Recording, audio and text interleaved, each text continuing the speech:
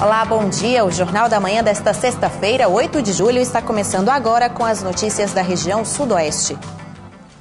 Vai ser realizado hoje e amanhã o primeiro simpósio de nefrologia de Vitória da Conquista. Médicos especialistas no assunto de várias partes do país participam do evento. Um dos palestrantes é o presidente da Sociedade Brasileira de Nefrologia, Daniel Rinaldi, nosso convidado de hoje aqui no Jornal da Manhã. Bom dia, doutor. Bom dia, Aline.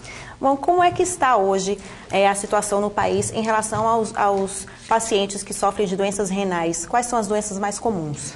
O que é mais importante a gente enfatizar é justamente o diabetes e a hipertensão. Seriam as duas doenças que seriam as mais responsáveis para a evolução da doença renal. Então é importante enfatizar o diagnóstico precoce da doença renal, visando esse grupo de população, né? Diabetes, hipertensos, o idoso também e aqueles que têm histórico familiar de doença renal. Então, através de exames simples, a gente consegue o diagnóstico precoce da doença renal, principalmente usando um exame que é a creatinina no sangue, né? Bom, isso deve ser acompanhado desde criança, então? Eu acho que principalmente esse grupo de risco. O paciente que é hipertenso, diabético, deve pelo menos fazer a sua dosagem de creatinina, deve ser orientado pelo seu médico da rede básica e ser acompanhado e tratar essa doença dele, justamente para evitar que ele evolua para a perda da função renal, né? Bom, aqui em Vitória da Conquista existem vários centros de hemodiálise. Em que casos a hemodiálise pode ser indicada? Não, a hemodiálise é indicada quando o indivíduo perdeu totalmente a função do seu rim, que a gente fala o estágio terminal da doença renal.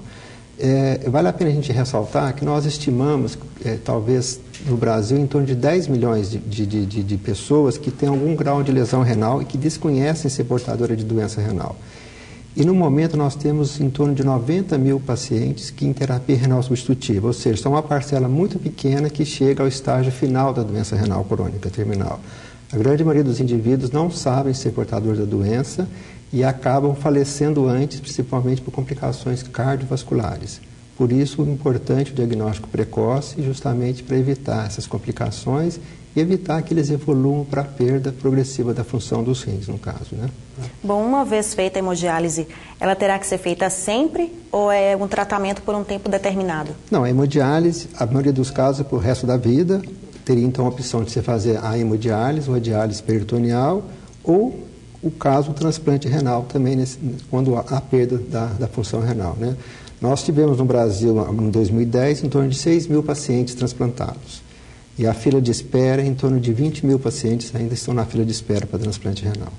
Bom, existem muitos doadores voluntários? Como é que tem sido isso? Tem aumentado um pouco, mas assim, a gente depende muito ainda da boa vontade dos familiares, né?